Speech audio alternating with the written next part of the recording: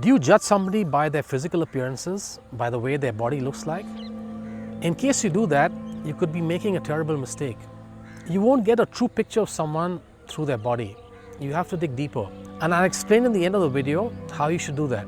But I'm going to give you two examples from ancient India, from two enlightened Indian masters, on why judging somebody by their body is a terrible mistake. The first example is from the life of Ashtavakra. Now, Ashtavakra was born deformed. His body was bent in 8 places. That's what Ashtavakra means. Ashta means 8 and Vakra means curved or bent.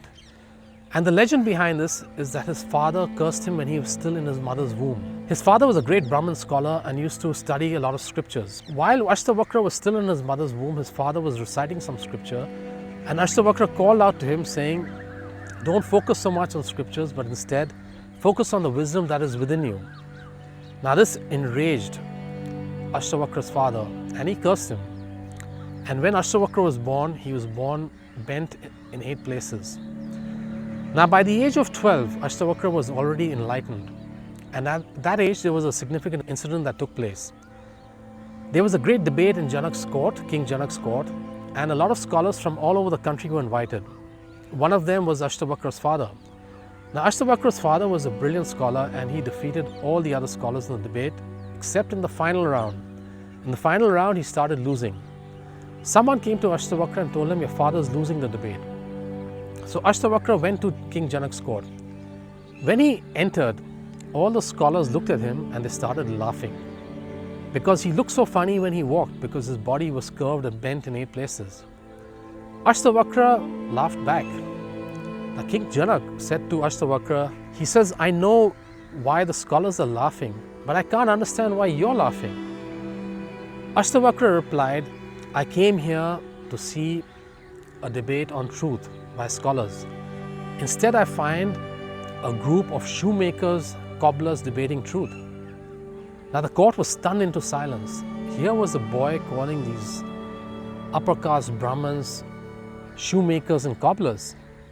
King Janak asked Ashtavakra to explain himself. Ashtavakra said, "My body may be deformed, but I am not. Look within me, you will find something pure and beautiful. But these people do not see that, they only see my body. They work with leather and skin, which is why they are cobblers, they are shoemakers."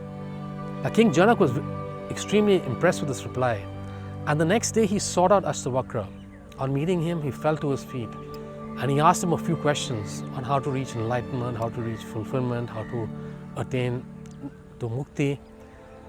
Ashtavakra's reply was the Ashtavakra Gita, and it's a beautiful ancient text of India. It's one of the best spiritual texts to come out of India. It's easily in the top 6 or 7 spiritual texts of our country. And there are a few good translations available, so it's definitely worth reading them. Now what Ashtavakra did was he pricked the ego of all the scholars. He knew that they had lots of knowledge, but no wisdom. Now our second story is from that of Adi Shankara. Adi Shankara was a renowned saint of the 8th century.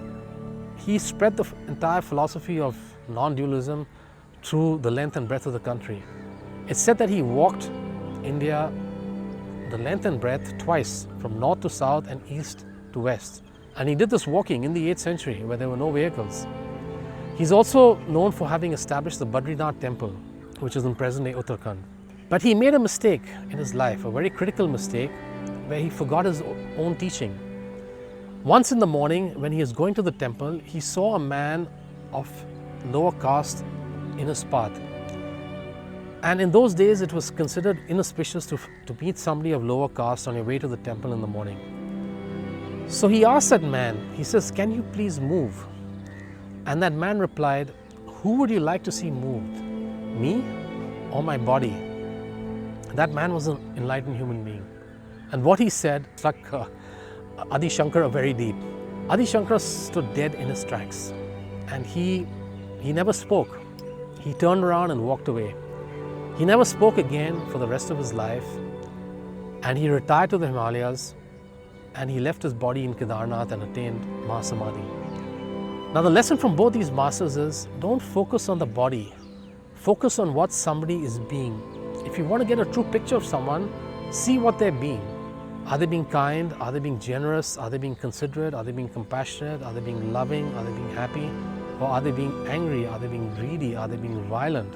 That will give you a better picture of what somebody is. Thank you.